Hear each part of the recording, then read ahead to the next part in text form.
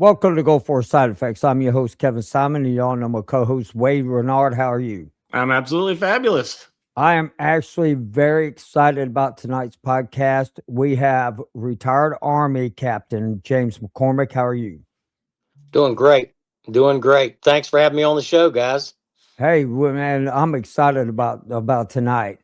And so, right before we begin, I want to thank everybody for listening. Thank you all for your support and going in and watching the after show and everything, which we will be doing that again tonight. We won't be doing it live because it's just too hard to set up. And so we're not going to do that.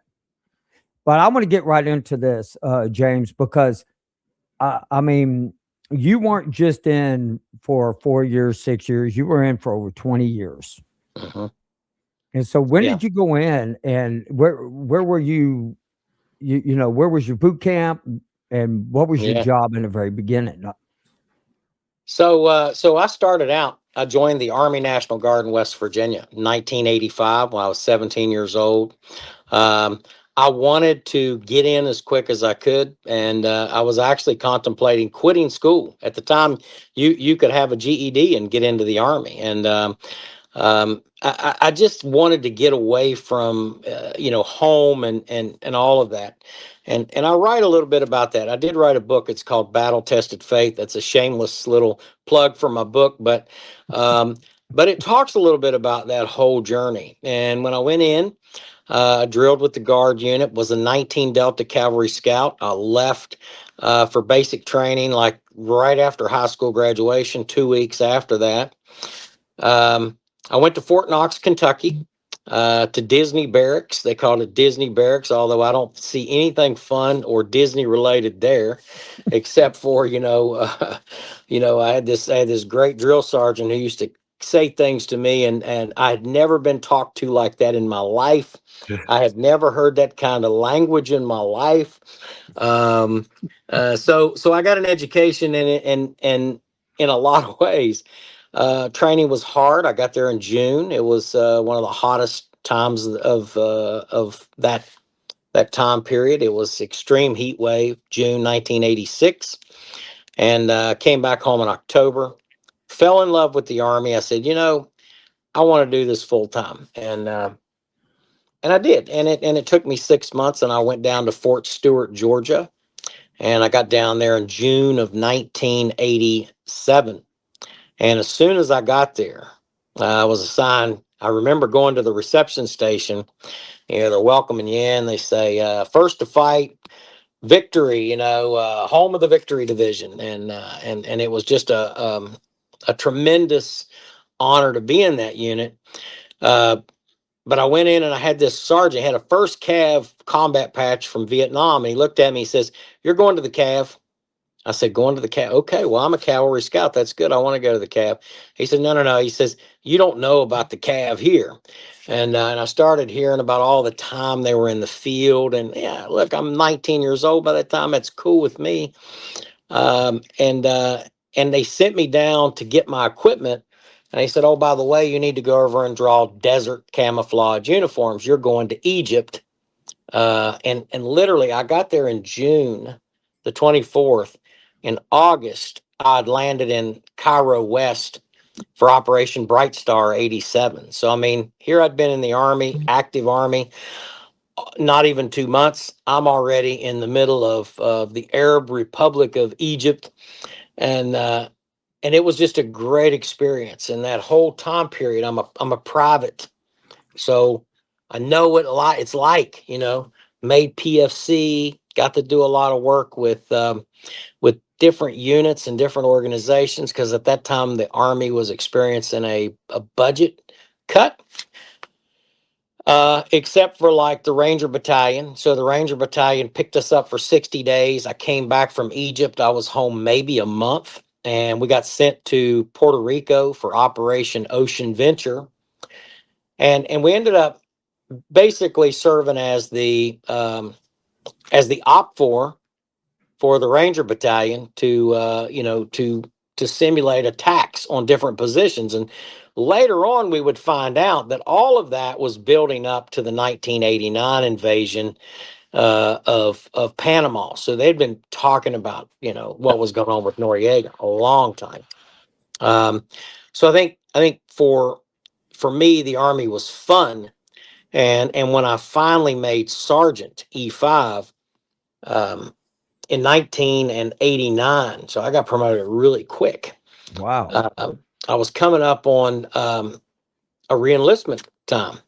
So I think I'd like to go infantry, and so I did. And they sent me over to Fort Benning. I went through AIT.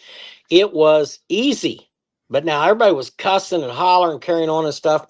But at that time, they put you on Sand Hill. Sand Hill had just opened up, and So you had it easy. yeah, oh yeah. Look, man, I went to we used Harmony Church for a training site, so I know what that place sucked really bad. I did Harmony Church in '87. Yeah. So I'm going through this in 1990. I go through an AIT program. Everybody's pretty chill. And I get to my unit, which is HAC 2nd 18th Infantry Scout Platoon. I thought I was going to go to a regular rifle company. I thought, well, so I'm dual MOS 11B, 19D. And they send me over to the Scout Platoon, because I'd been a scout. But I was okay with that. Going to, get myself ready, going to go to jump school. I told you that. August. Nope, you're going to Saudi Arabia, baby, with everybody else. Lou doing the whole cruise going. And so I had known this unit for maybe maybe a month at best. And I was a squad leader. And we went to Desert Storm, and we sat in the desert for a long time. That whole experience, as you know, those of you that were there in Desert Storm when you first got there, you guys had already got there in the 82nd. I remember some of the things I remember seeing is your Sheridan tanks from the 82nd, and that was your hard line defense. So we're starting to fall in. We're unloading ships full of tanks. I mean, this is getting serious, serious, serious. But it just seems like I can remember a lot of driving, sit in one place for a while, drive north, drive west, sit there for a while, couple months north and west. Of course, the president, his wife came over Thanksgiving, and they came to see us. And then after Christmas, and I remember right after Christmas, after New Year's, that we hit the road and we drove and drove and drove until we got like really close to the border. That they called it the neutral zone. It was a diamond shaped area called the neutral zone. And getting there and setting up, we couldn't, no light at night. I mean, you were definitely in that mode. And then, of course, they kicked off the air portion of Desert Shield to Desert Storm. And hell, we knew it because, I mean, everything was blowing up. It was cracking. The skies were constantly booming with sonic booms from all these aircraft that are flying over. So, you figure that out really quick. So we got and it's funny, I'm going to say this, okay, and I hope that y'all don't get in trouble, but I answer this TA1 field phone, ring, ring, warning, Desert Storm or Desert Shield is now officially Desert Storm. And I was like, no shit, that's what we can do. I said, everything's blowing. We see it. You know what I mean? You see the tracers going across the sky where, the air defense units in Iraq are trying to shoot these aircraft down. And, but what I do remember is moving up into that neutral zone in the cover of darkness, and for many days just sitting up in the hatch with a pair of night vision goggles, watching and counting the flares and stuff.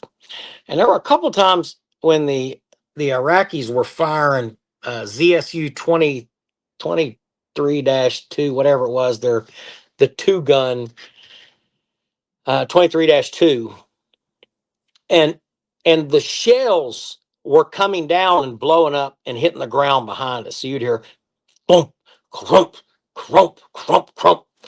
because they're shooting at the aircraft that are flying over. They're not hitting anything, but it's coming down in behind you, and that was just it was kind of weird, and it was kind of spooky, kind of.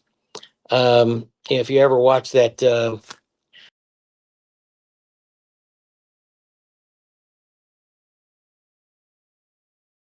I'm telling you right now, that's why I did not join the Army. We'd set up in there, and I had this driver. We called him Hoopty, and we'd set up there in the hatch, pulling guard duty, 2 o'clock in the morning. You know, it's a spooky time, and you're just calling in, constant spot report, flare, da da da, and you'd have to give them the direction, and then all of a sudden I'd hear him down there rustling around. And I don't know how he'd do it, but he would fire up this little stove down there. Hell, you couldn't see anything. And then all of a sudden a hand would come up with a cup with hot tea. He'd say, "Here you go, Sergeant Mac." And he always was there doing that kind of stuff, or coffee or whatever. Um, those guys, we were very, very close. I had a guy that was a dual Canadian citizen. His name was Tad Kellett. He was from Saskatchewan, Canada, and drove all the way into Montana to join the U.S. Army. And then we had Ron Funderburk, and then a guy named Lionel Ellis, and then we had Rob Steers, who was we called him Hoopty, and that guy could fix anything. I mean, the vehicle, we blew the engine up one time, and we had a guy that found a motor, and I don't know how in the heck they got that motor changed out, but they did. They brought an M88, they pulled the motor out, the engine out, put a new pack in, and here's old Hoopty in there, just. And I'd go up and I say, "You need any help?" He said, "Just leave me alone. Just leave me alone." But you had somebody from Ohio. Ron Funderburk was from Alabama, and then I had that big Canadian, and then I had Lionel Ellis. He was from Alabama as well, and then Mississippi. He lived there for a while. And we were very diverse, guys. I mean, we had no problem with racism, bigotry, or any of that shit like that in there, because we were all in the middle of the suck, man. Oh You know yeah. what I mean? And didn't matter what color you were, didn't matter if you were from, a hillbilly from West Virginia like myself, or from big Chi-town Chicago. It didn't matter, because they had your number. You know what I mean? And if you don't stick together, yeah, you're gonna die. I mean, that's just the way that it is. And I don't know what, I see what's going on around the country today, and some of the stuff I see, and I'm like, yeah, you obviously haven't been to combat. If you went to combat, or you were in the military, or any kind of a situation like that, you'd figure out that you got to work with people. You figure out that middle ground. These Right. guys will get grumpy. You're together in the middle of the desert, which drives you nuts. The flies are flying all over your face. I mean, it's just no shower for months. You remember that, right? No, Ladies? no, I don't remember that at all. I had a shower every night. The Let me fly, tell you something. the fly. I reached down, man. Nobody I'm smelled. telling. Smelled the same. We all smelled the same. And I went to go use the bathroom one time, and I went to pull up my underwear, and they ripped in half. I was like, the hell with it. I'm just going to rip them off. Ain't no sense in wearing underwear. I was gonna say there was no underwear. From the second week I was in the 82nd, I didn't wear underwear for 4 years. And my girlfriend, she just thought that was the most disgusting thing ever. I'm like, what are you gonna wear underwear for? So she didn't get it. I mean, yeah, Yeah, it'll dry right off of you. It'll rub you raw. yeah. And Rod says 43 days without a shower. So, man, I bet y'all stunk, man. I bet y'all stunk. I was right there with Ron. Yeah. And Man. you don't stink because everybody smells the same. That's it. That's it. Well, I guess so, man. Y'all wouldn't have came on our ship without taking a shower. I'm telling y'all that right now. Y'all been like, y'all gonna go in that damn shower before you think you coming in here. We would have been happy to have been there, man. Hot shower. That would have been nice. Oh man, it all does sound great until you lay in, and I can't believe I'm going to say this, bunch of army guys, but you lay on a little bitty mattress, and they call it the coffin rack, and Ah, you're laying in there, and I barely fit. I don't know how people 6 foot join the freaking Navy, man. It's like yeah, absolutely freaking not, you know. But I mean, I couldn't imagine being out in the desert 43 days, no underwear and no shower. yeah, And, yeah. and I mean, that is just crazy. We depended on mail. You know, mail call was a big deal. Huge, huge. Um, it was a huge deal. And then, they said, well, we got a big phone bank, so you could go make a phone call. I got to make one phone call when I was over there during that time, but I had to go get on a truck at 4 o'clock in the morning, ride for 8 hours, it seemed like, to go all the way down to Daharan or wherever they had this place at, Daman or wherever. And then you get on the phone, you got 10 minutes for a call. Well, it sucks for you if your person don't answer the phone, because guess what? You better be able to ring it up real quick, because you're going to get 5 minutes for the next person. And so I remember getting a hold of my grandmother saying, hey, Granny, I don't have much time. Well, how you doing, honey? You had a little bit of a talk there, and the next thing you know, 5, 4. So you've ridden that whole way. You know what I mean? And you just looking at these guys running that phone bank, and you saying, "You suckers! I bet you're on the phone every night, man. I know what I'd Yeah, have bust your head." I think I called home twice, and I remember playing one of them. I was talking to my mom, and some idiot on put a pallet, a paint primer or thinner uh, right above the exhaust, and it Yeah, blew up. And I mean, the only thing you can think of is, "Holy crap, we just got blown We're up." under attack. And I literally said, "Mom, I gotta go. Our ship just blew up," and I just hung up the phone. Oh shit!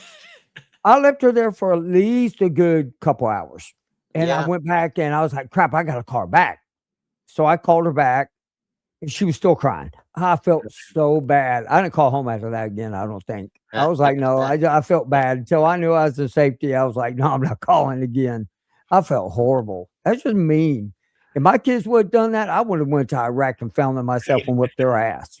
yeah. Well, Telling you right now. yeah, I'm telling you, man, there was a lot of that wanting to whip people's asses, and then once you get put in that scenario, and you're locked in, I'm telling you, when they unleashed us, when they unleashed the Kraken. So you watching the Air Force, they're just kicking the dog crap out of the Iraqis. And then when they finally unleashed the Kraken, uh, we had no problem laying down lead, doing whatever we needed to do, because we were pissed. It's like, you got us over here and all of this stuff.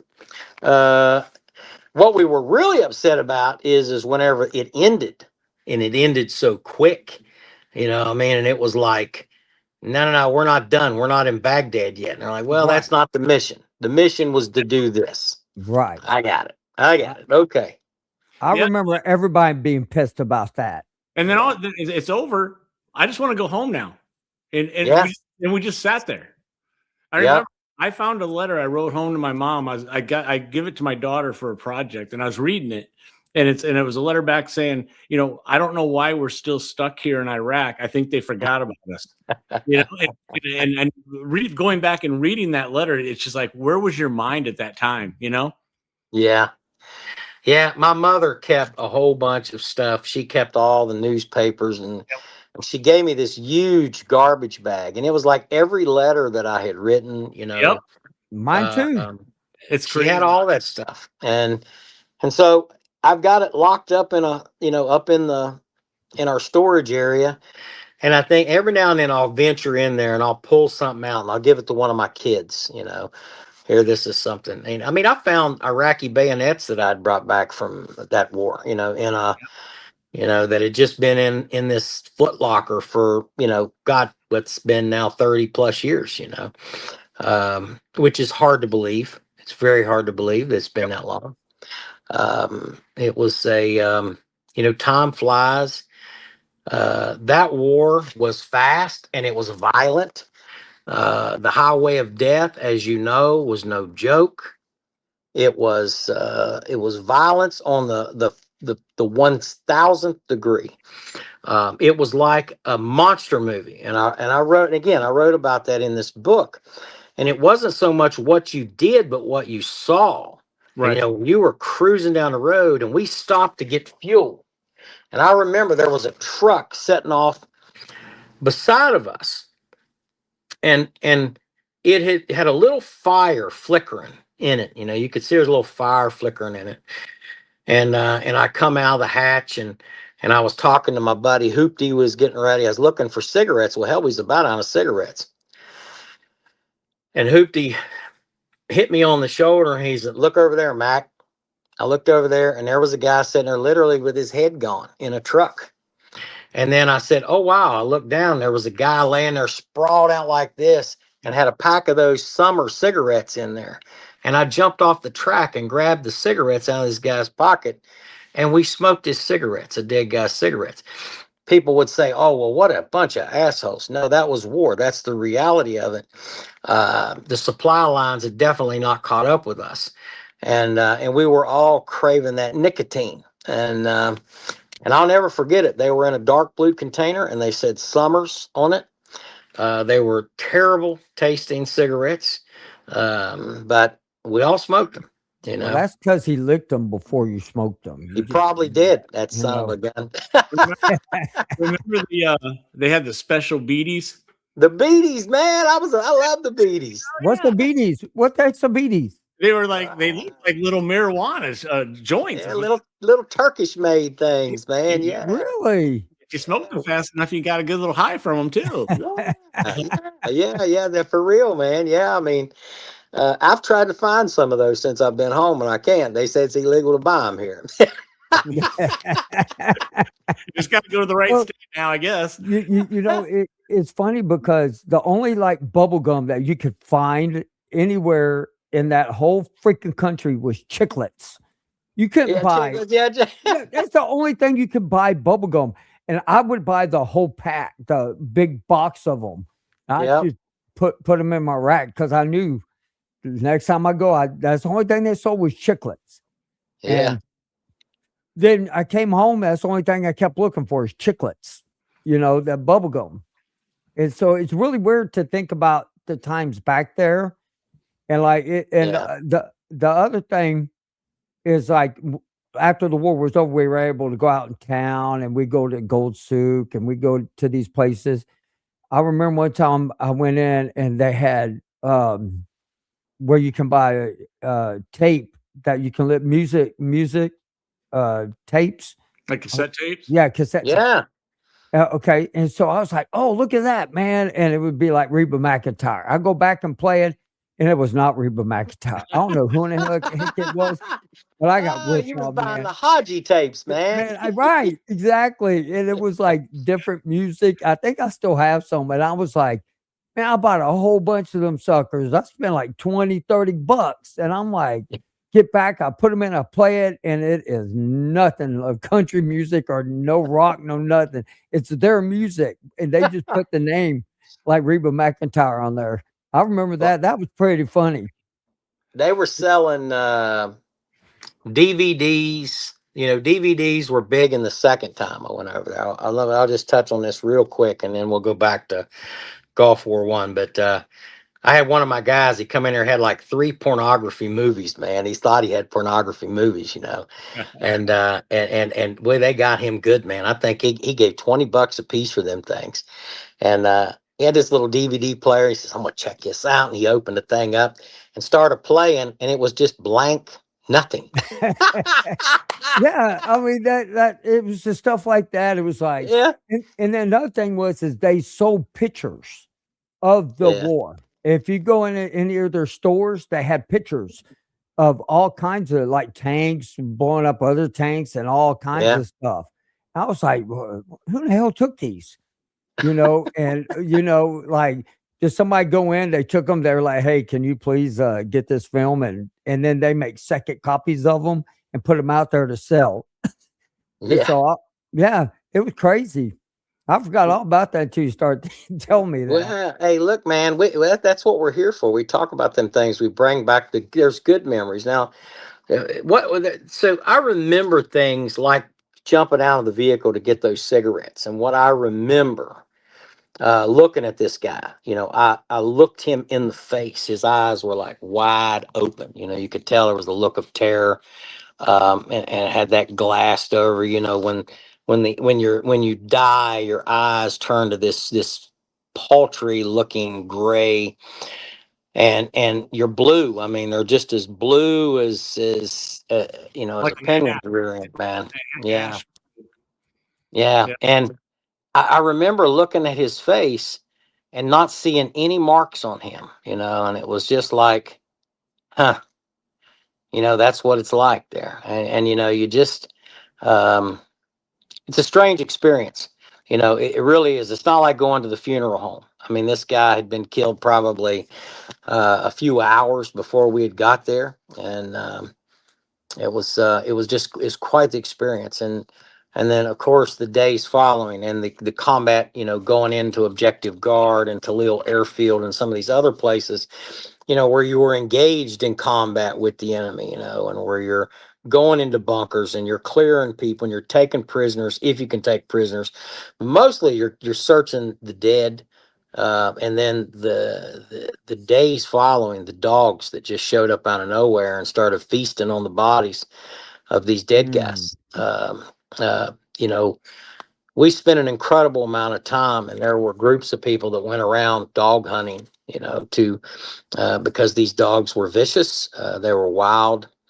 I'd never seen so many dogs in my life. I didn't know that they had that many dogs, but it was a very spooky thing to see a dog ripping out the jugular of some guy that's dead. It's just it's the stuff that nightmares are made out of. And everybody that I've talked to that was on the ground and in the first Gulf War, the dogs seem to be a similar thing that we all experienced it, during that time. Wade, you probably saw some dogs I out was gonna there. say I got a couple of pictures of a dog that a couple of the guys actually adopted the dog. They didn't bring it Yeah. back, but they adopted and fed it, whatever. I Uh-huh. was gonna jump back because you was talking about when you come across the dead bodies, the very first time that we had seen, and I know you know what I'm talking about, but in incinerated, and I know Dennis has seen this too, the Yeah. incinerated vehicle, the body inside, it's not blown apart. The vehicle's just completely burnt, sitting on its axles.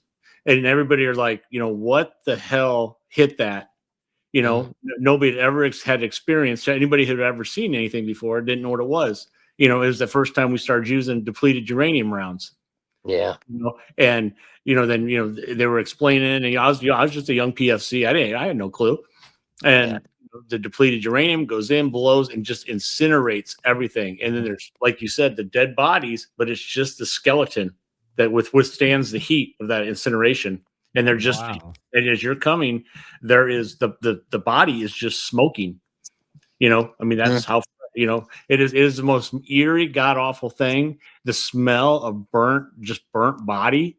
And I mean, anybody who's ever smelt it knows what I'm talking about. It is just unbelievable. And then Yeah. now the highway of death. How many miles would that be? Do you think? I'll tell you, I just remember driving, and it was like it never ended. So my driver has better memory and recollection than I do, because I just felt like, um, I didn't think and dwell on it that much, but mainly because of the second time I went over there was pretty bad. You know what I mean? But miles, hours, many hours driving. I just tell you, it's just like taking the stops, and getting out to take a whiz and watching. I didn't want to take a piss on a dead guy, but there were so many around sometimes. Or you were driving down the road and they're laying in the middle of the road, and you saw a lot of these guys that were crushed and just mangled by the tracks. It's because they were there, and we were doing that forward push, and we're a scout platoon, so we're like right out in front of you know um, this battalion that's telling you get moving. My driver's really trying to not run over. these guys. And I'll never forget getting the call on the radio, hearing the call on the radio saying, you guys need to pick up the pace. And the driver's like, well, I've got all these dead bodies out here in front of me. I'm trying not to run them over.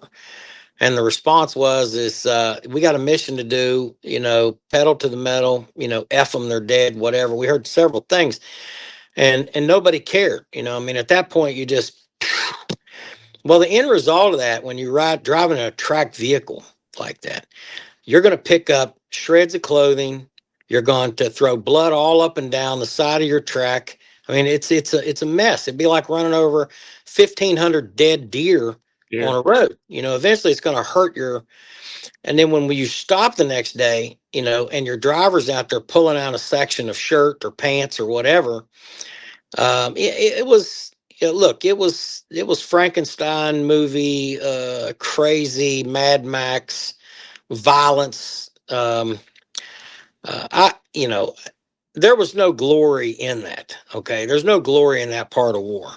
People like to brag or whatever. I tell you this because it's true. This is really what happened.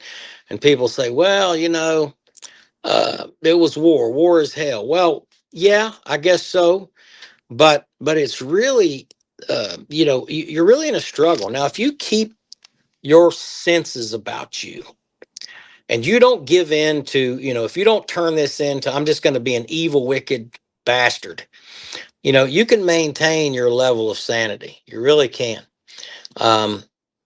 But there's often times when I reflect on, I think, well, what if I would have been one of those guys laying in the road and my mother, all she was able to get from me is a blotched up, handful of goo. And that's the kind of things that you're talking about. But the weapon systems and the depleted uranium, the fast moving weapons that went in and just incinerated, literally blew the tops off of tanks. I watched one M1 Abrams take out 6 Iraqi tanks in less than 10 minutes. Wow. Killed every damn buddy. They just, boom. That's the power of the United States. It's one tank. So if anything, hopefully, our adversaries, and I think they did, they took note of that and they saw that, the Russians absolutely, we were always terrified of the Russians coming across the border. After fighting that war, I no longer worried about the Russians coming across because I could put 2 tanks in the Fulda Gap and take out a battalion, and clog that gap up with all of their burning hawks. And that's the reality of what Desert Storm showed us. The Tomahawk missile, and nobody had seen anything like that before in the history of America. War was played out like a video game, but the people back home watching it didn't realize that it wasn't a game. It was violence and hatred and deep burning in your brain stuff, man. Well, we had discussed that before on a previous episode, but we had a complete armament of brand new, if you will, toys. Everything from first time NVGs, first time we used GPS, all the way up to the B-2 bombers, the stealth, and everything in between. And we unleashed everything to see if they worked. We have to test them. And then Desert Storm was a ginormous test ground, and it tested positive. They proved to be effective. But also the one thing that isn't discussed a lot is the highway of death. And I'm glad we're really talking about tonight because it is important for people to understand. Yeah, it was a quick war, but it was gruesome for a lot of the Army guys and the Marines and stuff. Air Force strapping runs on the highway. I have a friend that was an Air Force pilot, and we still discuss it to this day. And they say there were 2 ships that hit mines. Actually, there was 3. So yes, and so I always wondered why that only. If you look it up, it only says 2 ships were the ones that hit mines. Well, I remember a USNS also hit a mine, and so there was enough of them out there. That's for sure. I tell you, the credit that I saw for the Air Force was those A-10s. The A-10s Yeah. they were like two bats, and they would, like I said, they take out entire columns. And that with that 30 millimeter gun that sounded like a big fat woman farting in the middle of the night, but it was just violence. Yeah. And you'd see that, you'd see the flash of light because it was, everything was cloudy, but you'd see and then you'd hear the brrr. Yep. But you're watching all of this blowing up before you even hear the brrr of the, Yep. you won't, I'm telling you, it comes from a place you will not see, a sound you will not hear. By the time anybody on the ground heard that sound, most of them were dead, Wow. and the ones that lived, I mean, it was sheer violence. In 30 days of bombing from the Air Force and the Navy, I mean, that's, Oh my God. I mean, it was almost to the point where not that you felt sorry, but you had to have some kind of empathy for the troops that were over there just getting their butts whooped, and then, but, there's still the cleanup job, there's still a job to do. And like you said, when they said, now it's time for the ground troops, all Joe wanted to do was go do his job so he could go home. And that's all he wanted to do. Yeah, the interesting thing is we ran into a lot of what I called the scrub troops, you know what I mean? The ones that were the draftees. But when you hit the Euphrates River Valley and you hit that Republican Guard, they still had some fight in them. I mean, I have friends that were in 2nd ACR, and from 7th Corps. I mean, had some big battles, big tank battles. We didn't have the tank battles like they had. We had we were dealing with the Iraqi Republican Guard, the commando brigades that were deep inside and in and around, all around Toledo Airfield. And I think it was the second. Anyways, it was the Iraqi 2nd Republican Commando Brigade and the Hammurabi Division and the Nebuchadnezzar Division, which was the division that did the most damage. I had heard they were like the equivalent to the SS in Nazi Germany. They were violent, mean, nasty people. So, it's kind of like you had that same feeling, I guess, that, if you ever watch that movie Fury, those guys are wore out, but they hated the SS because that's the reason why we're here, is what they would say. These are the guys that started this stuff. And the same feeling existed. But it went so quick. Now, we did have a battle of Ramallah oil fields, which was like right after the ceasefire. The enemy had surrendered, and then they were trying to bring an entire division out. That division was wiped out in 20 minutes, maybe. I mean, it was just unbelievable. By the time the air got them, the helicopters got them, the artillery got them, and then the tanks were shooting them in some cases almost a mile away, if not further. So the standoff capabilities, even at that time, were incredible. So it's like, here you are, Joe, with a 50 caliber machine gun and a rifle. Well, not much for you to shoot at, except for celebratory fire, Exactly. That and that's true. I mean, if you really think, I mean, I remember this is how it started for us. We didn't get a phone call. We were up standing, watch. It's the nighttime, and and all of a sudden, man, these airplanes start taking off, missile hatches, everything's going up in the air, and we're like, well, shit, we're at war. And that's how we knew, and we could see it from a distance. Everybody's trying to look through the big old long binoculars, like, "Why don't we check it out?" And it was cool seeing it from a distance. I was glad I saw it from a distance. Unlike y'all being there, but I kind of want to get a little bit into also. Let's talk. Yeah, you came back. But you went back over there again. And I did. Yeah, I did. I got off of active duty, came back. I worked in the training brigade there at Fort Benning for a while. And then I went back into the National Guard and actually was an active duty recruiter for the National Guard. Great job. Worked in West Virginia, Indiana. Enjoyed that. And then got offered a really great job with Tyson Foods. Now, Look, I'm going to tell you, Tyson Foods is one of the best employers, you know, outside of the one that I'm working for now, Vietnam Veterans of America, that I ever had. And I got promoted really quick. I started off, they offered me a great job as a production supervisor in Indiana, Portland, Indiana. Worked my way up, became a safety manager, and went to Tennessee.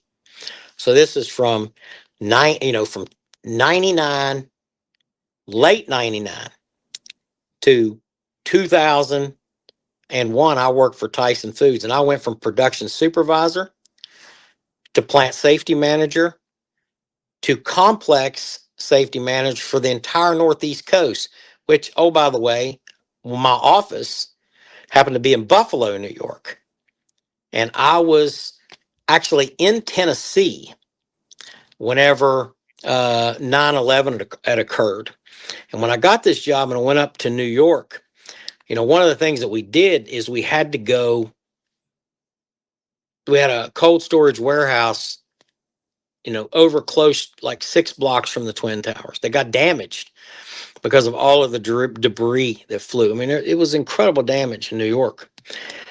And trying to get into New York City was a mess. The place was still smoking. We're talking less than a month after the towers came down. I had been called to active duty once already, spent like a week guarding an armory, and then got released. And I was a non-commissioned officer. I was a platoon sergeant for had just got this position in an infantry company, and seeing all of that, I said, you know, I'm going to go back on active duty because I was mad. I was really mad. There were some things that happened. Seeing all that, and I went in. I told my boss, I said, I'm going to quit. I'm going to turn in my resignation. I'm going to go active duty. He's like, He said, you don't have to resign. He says, you go active duty. We'll hold your job. Between now and then, they were really good to me. They paid me when I went through this process. They took care of me. They gave me a laptop computer. They gave me a cell phone, you know, things that not everybody had, because they knew I'm preparing to leave. But I go to the National Guard. I'm like, I want to get out. And it went all the way up to the brigade commander. It was a 1-star. And this 1-star general came down and talked to me. And he says, there's a program. He says, look, he says, you're going to get to go to war. You're going to go to war. I'm telling you, if you're looking to get some payback, it's coming. Said, I need some armor officers. And I'm like, well, I'm not going to OCS. I'm not going to like go to basic training, sir. I said, I'm not interested in that. And quite frankly, you know, I'm not a fan of the officer corps. But he convinced me to let me. Okay, had to do that real quick. So to make sure, my signal's kind of going in and out. Sorry about that. So I applied. I got a direct commission. I was one of 2 direct commissions into combat arms. You know, for the Army at that time, because, you know, you direct commission to be a dentist, a doctor, a chaplain, and all these other things. But as a combat arms officer, that doesn't exist. It didn't really, I mean, evidently it existed before. But that's how I got commissioned. So I literally went into a board and, you know, presented myself, and the colonel that was there, said, well, do you want us to promote you right now? And they cut my stripes off and they put butter bars on my, you know, I was way out of uniform because I didn't have the black stripe down my, you know, my pants or nothing. But, you know, it was kind of cool to see that happen. But, you know, and I started my journey. I took a tank platoon and went to training first, took a tank platoon out to National Training Center. My life was on active duty from April of 2002 until, you know, August of 2005, and it was through training. And once I got back from once I got back from California, the National Training Center, the Army needed short range air defense artillery officers. So when you're a direct commission, you know, you serve at the will and the pleasure of the Army. So they did what they called a branch detailed assignment. And I went to Air Defense Artillery School down in Fort Bliss, where I met a lot of great young people.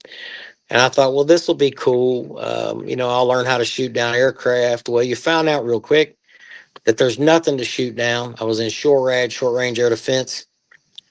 Um, Incredibly good training, smart people in air defense artillery. Duck hunters are really smart people, and so I was kind of surprised that the Army put me there. So, but I passed, and I did really well. It wasn't like I really passed, and I came through and I came back and they put me on active duty in Columbus, Ohio, and I worked for the J1, and all I did was go around installing CAC badge readers, man, when they first came out. And not a sexy job for a combat guy, but I did my thing. And then I kept asking, well, when can I get to a unit where I want to go overseas? Afghanistan's where I wanted to go. And they said, well, you're going to Iraq, report to this unit. And I reported to a transportation company. And I was like, I'm not a transportation officer. I said, don't worry about it. You're not going to be doing transportation work anyways. And when I got there, they put me as a platoon leader. And when I got on the ground there, it was, you guys are going to do gun trucks, convoy security, route reconnaissance patrol, all of that stuff. So I was I was an armor officer, branch detailed to air defense artillery, attached to a transportation company who was doing convoy security and route reconnaissance missions in Iraq. And we formed a unit called the 518th Combat Gun Truck Company, the U.S. regulators. And I'm telling you, those were some bad mamma jammas. And if you ever watch the Smithsonian Channel, Gun Trucks of Vietnam, I was in that because when we formed that company, I ain't the smartest guy in the room, but I ain't the dumbest one either. But I figured that these Vietnam guys had run gun trucks in Vietnam, and I reached out and I met Richard Kilblane, which is this. So I'm overseas calling these guys from a dang DSN phone, which phones were all over the place this time. So it was beautiful. You could call home anytime you wanted. And I call him up and he links me up with these Vietnam veterans who at that time are in their 50s. Yeah. Their early 50s. And they were bad dudes, man. And they said, well, what do you need? I'm like, well, we want to know about tactics. We're writing a tactical SOP. I want to know what you're. So I ended up talking to this guy who's now a congressman named Jim Baird from Indiana, by the way. And he was a lieutenant, got his arm blown off in Lam Sam in Vietnam. And he was a wealth of knowledge. Several others, a guy named his Colonel Horvath was his last name, and they were just willing. James Lyles, who wrote the book, The Hard Ride, and all of these guys that rode around in the gun trucks like Brutus and Ace of Spades and all these others. I mean, these were some bad dudes. That was a part of the war that not anybody really thought about until the war in Iraq kicked off. When the war in Iraq kicked off and we went back to get these Vietnam veterans, we were, we operated using their tactics, and how they did it, I don't know. They found out we didn't have armor plating.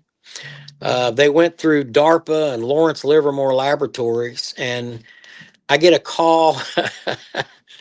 I get a call from a very pissed off major down at the port saying, "You got 2 pallet full of armor plating down here, Lieutenant. You need to get your ass down here and pick this stuff up."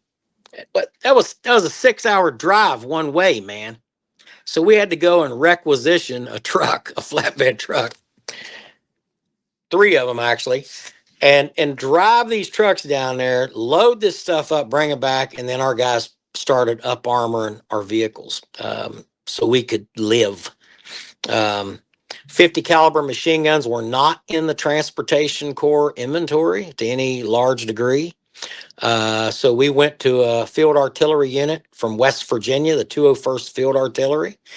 and Captain Setzer was the captain there, and a sergeant by the name of Peacock was there. And I went up to him. I said, "Boys, I need 50 cows. Worse than a dead man needs a casket."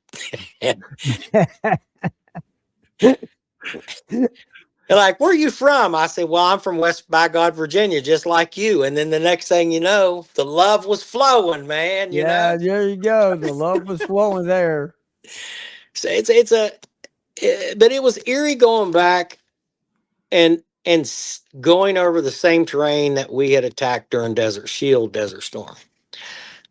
Going to the Ziggurat and seeing the Talil airfield that I had seen very, you know, and then there was another airfield, Al Salam or something like that. And um, all of that stuff was still there. All the tanks and stuff that we blowed up, they were stripped out, because the Iraqis had stripped out anything of value.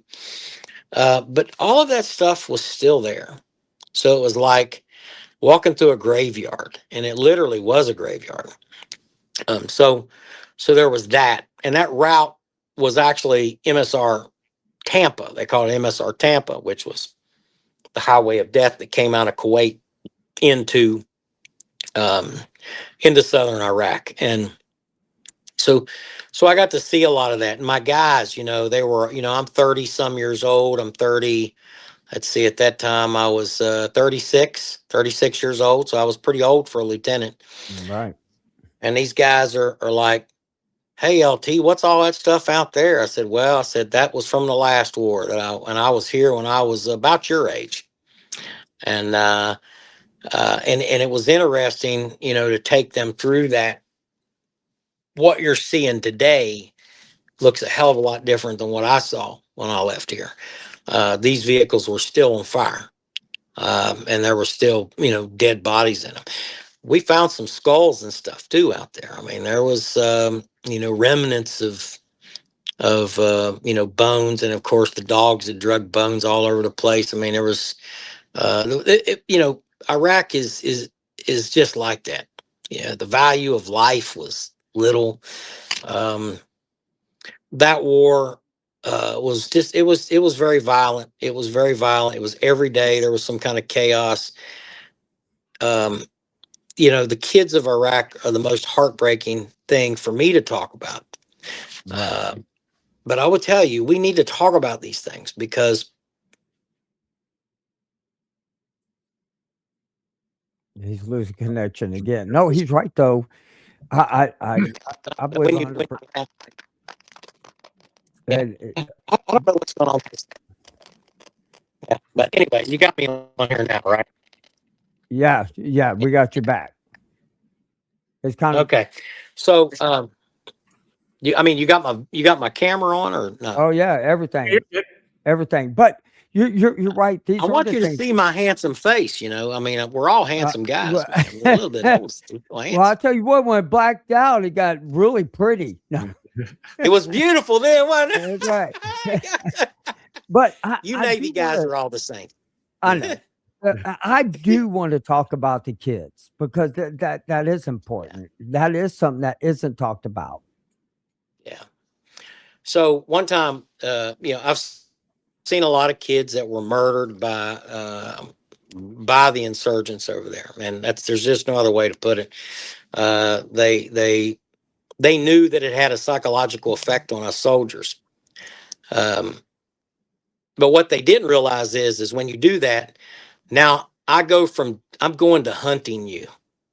So I am going to hunt you because this is a section of road. If we find a dead kid laying out on the side of the road and it's been killed or they've got their throat cut or, some of the standard things that, this is what that radical Islamic ideology pushes. I'm not being political here. I'm just saying that there is no way that the average American that hasn't been there and seen that doesn't realize. I mean, you just don't know how they treat little girls.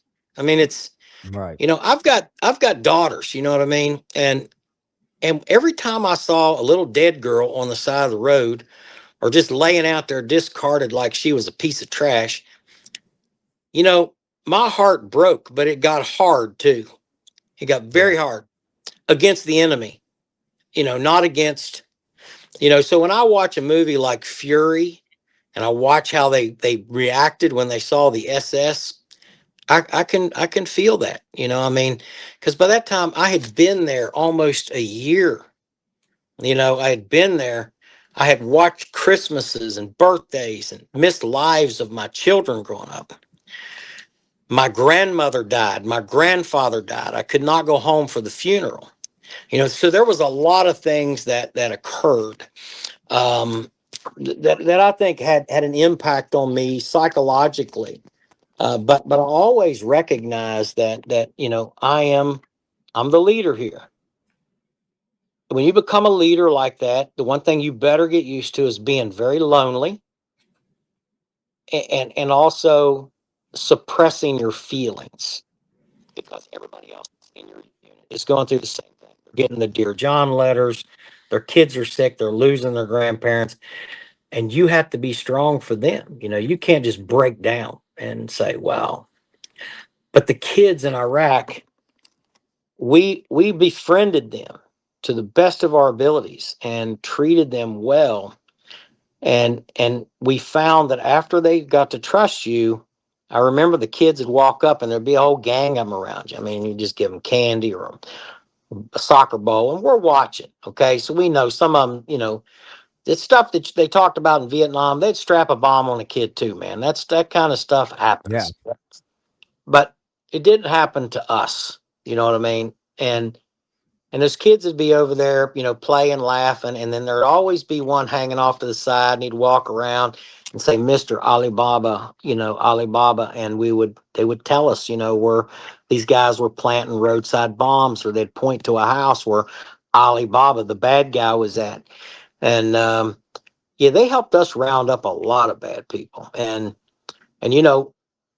most Al Qaeda, and I'm sure your SF guys and stuff that are out there that watch this, most of them don't surrender willingly. I mean, so if you go to approach them, they're going to shoot at you. I mean, that's just going to happen. They're going to try to kill you, or they're going to blow something up, or they're going to, or if they get away, which is the worst thing, if they get away, then they're going to hunt those kids down and they're going to murder those kids, because they know they're smart. They're watching too. So you got to be quick. And we only had a responsibility of the MSR and then 500 meters off of the MSR. So if it was within 500 meters off the MSR, we would go after it. And a lot of times we went further than 500 meters. I'll tell you, we'd go, sometimes as long as it took. Simply because it was so bad, and it was getting bad, and was getting worse. And I went to one place in Bakuba. I think that's where it was at. It was, and there were all these little kids, and they were all dressed in little uniforms, like outfits to go to school. Girls, boys, they were skipping, they were playing, and I'm watching them. We're kind of like, you're starting to relax a little bit. And about that time, boom, well, we thought it was a bomb. The kids thought it was a bomb. It wasn't. It was a truck that had hit a pothole, and it had nothing in the back of it. So it made this loud boom sound. And I looked over and I saw these kids dive down. They went from happy kids to combat mode kids. So they were mentally prepared to go from ha ha ha, laughing, to I'm terrified for my life. I'm looking for cover. What a hell of a life that is to live. You know what I mean? And look, let's put all the political nonsense aside. We see some of that going on in some of our cities in America right now. They don't want to ride a train now. They don't want to go out in the public anymore because it's so violent and it's so dangerous. And when I see things like that, I think, well, you're just like the insurgents. We've got that in some places where kids can't walk to school. Man, when I was a kid, like with you, we stayed out. Don't come home till the street light comes on, baby. Right. Mama wasn't calling you on a cell phone. We didn't have a cell phone. It was like, James, you'd yell. And if you heard your middle name, you were in Oh, you're complete in trouble, trouble man. now. Oh That man. was real bad. I mean, Yeah, their that's kids bad, can't even man. play in the front yards anymore. They got to play in the backyard. I mean, it's just sad. It's just not like it used to be. And Yeah. I wish we could get back to that Well, time. what people have to do is face the reality that your political ideology doesn't mean jack squat out here, and if you're following an ideology that condones that or encourages that kind of behavior, then you're not just following politics. You're following an anti-American agenda that's turning this country into what it was like in Bakuba, when your kids are going to hear a truck backfire or hit something, and they're diving for cover. So these kids, the shock, there were people out there, violent men out there in Iraq, that would, should I shoot the American or should I shoot this little girl because that girl shouldn't be going to school? That girl where is her, her job at? Why is she wearing that, not wearing that? But Right. they would opt to shoot the girl. And that is the sad reality. Now, when people hear me say that, they think, well, James, yeah.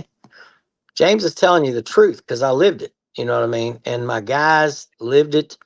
Um, And we were eh, fortunate we didn't yeah. at that time. Yeah. Yeah. We were very fortunate. And Yeah. now, And insurgency is bad. And insurgent war is, and that's why I went to the guys from Vietnam, because that's the war they fought. They fought the exact same kind of war. right. Now, before we ended the Yeah. program and go into the after the show, you talked about Vietnam Veterans of America that you work Yeah. for. And you also, what people need to understand, you're working for us there with Yes. them. And so can you elaborate Sure. Yeah. a So little bit so I'm about the that? executive. I'm the executive director of government affairs. Ron Brown actually works with me. He's one of our volunteers. Vietnam Veterans of America is the only veterans organization in America that I can tell you, and I belong to a bunch of them. I'm not just slapping them in the face. I'm saying this is as the truth. But we have taken the country to task over Gulf War illness, because these guys have lived through the whole Agent Orange thing. Ron Brown will tell you. We just recently was in the Department of War. I think he told you about that meeting that we had. You had a show on that, and in sitting in there, Ron has a lot of institutional knowledge related to this. I would say, he's ranked up there in the top 5 in the nation that knows what happened. And but more importantly, he also has the wherewithal and the cojones to tell them the truth. And he fits right in with all of us, because you had myself, you had the president of Vietnam Veterans of America, Tom Burke. You had Dominic Yezo, a Vietnam veteran from New York. He was a retired judge. You had me, you know what I mean, a Gulf War and a desert or an Iraqi freedom vet, and you had Ron Brown. The table was lined with people, and I want to say that they're good people. Okay, we'll say that they're good people. But there was an initial reluctance, and then when our New York attorney, a retired judge, spoke up and he says, before we get started, I want to decide whether or not you're going to be a friend or an adversary. So if you're going to be a friend, we'll work with you. If you're going to be an adversary, then I want you to reflect on the history of Vietnam Veterans of America and what we did to get ourselves to the point to where you finally recognize Agent Orange. And they were relentless.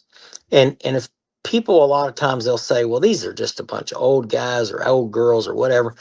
They got a lot of oomph. They got a lot of oomph, and they got us now, the next generation. And the problem is because everyone, when we went into that meeting, not a thing was about Vietnam veterans. We didn't care. It was about a veterans group that has been largely ignored, marginalized. The Gulf War veterans and your Cold War veterans who've been exposed to radiation, you sailors out there on these ships, to asbestos and everything else under the sun, have been the largest marginalized population of veterans. That's fact. Post 9/11, I'm one of those guys. I get a lot of benefits from post 9/11. But I've also one of you. You know what I mean? Right. So I've seen guys and gals that are largely ignored by the VA because it's like, it's been so long ago. We have a lot of cleaning up to do to make this right. But more importantly, when I took this job, I said, I want to come in here because I have a mission. I want to build bridges. And if you don't want to build a bridge with me, that's fine. You know, we'll move around you. We'll continue on to do our thing.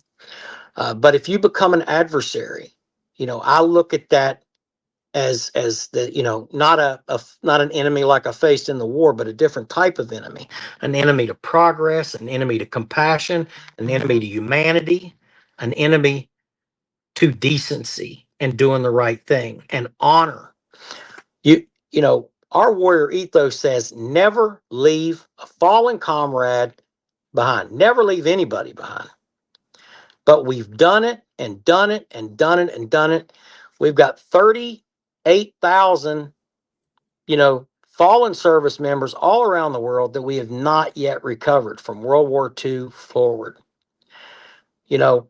When we have the Gulf War veterans, we have the radiation exposed veterans that were in Europe during the Cold War. You have so many different folks, and everybody looks at this as a dollar sign. And when I see veterans groups going in just lobbying for their little thing, I question their honor and integrity. Because if you're not going after it for the team, I didn't just fight for James McCormick, my little 50 caliber machine gun, and my little crew. It was for every person that we were there to protect. And we were willing to take bullets. We were willing to die, for that. That's honor. That's integrity. Vietnam Veterans of America have a founding principle that says, never again shall one generation of veterans abandon another. When we came home from Desert Storm, Vietnam veterans were everywhere. Everywhere. They were everywhere. Hugging You're you, right. loving you, telling you welcome home. And they were going to make damn sure that we didn't get treated like they got treated. And back then, they were in their late 30s and early 40s. They kick your hind end, man. They rode around in motorcycle gangs and stuff. They were bad dudes, man, and they still are in some cases. But they gave us so much love. The same thing when we came back from this war. The same thing when my two sons went to war. That's an entire aspect of me that people don't always know. I watched two sons go to war and come back very different young men, broken and shattered and wondering what the hell they were doing, But these Vietnam veterans of America, these posts, they were there. They were there to say, God bless you when you left, and they were there to welcome the ones home that came home. And it's a beautiful relationship. We hope to take Vietnam Veterans of America into the future, to start welcoming in new generations of veterans. So I think you're gonna see a little bit of a change. You'll see a little bit of a separate division of VVA. Maybe it'll be called something like Veterans Victory Alliance or something like that. And we're going to really go after the veterans that have been left behind, because we don't want them to be left behind anymore. We don't. You just said, I couldn't have said that any more better than what you said right there. I mean, that's the one thing about it. If there's anything we can do to help you, man, we're right along with you on this. I think that every veteran should not be left behind. We should all stick together, stop fighting, stop bickering, and start showing more compassion. And that's why I say every day, open the door for somebody. You'll learn compassion. Tell somebody that they look good every day. Uh-huh. You change one life. That's the life you changed. And if you change that one life, that person may change 2. That person may change 8. It's just the compassion can go on. And, is there anything else you would like to add before we hop into the after show? Well, I just like to say this to all my fellow veterans out there. if no one's told you they loved you today, I do. And God loves you too. Oh, I'm telling you. Amen. Amen. It's a fact. I love that. Well, with that being said, I would like to thank everybody for listening. We're now going to go into the after show. Thank you so much for coming on, James. Thank you for all you do for us. I appreciate it 100%. I know most people do. And tonight, you know, a lot of Go For vets are going to be able to see this and be able to understand that there is a fight for us out there. Absolutely. I would like to say one quick thing.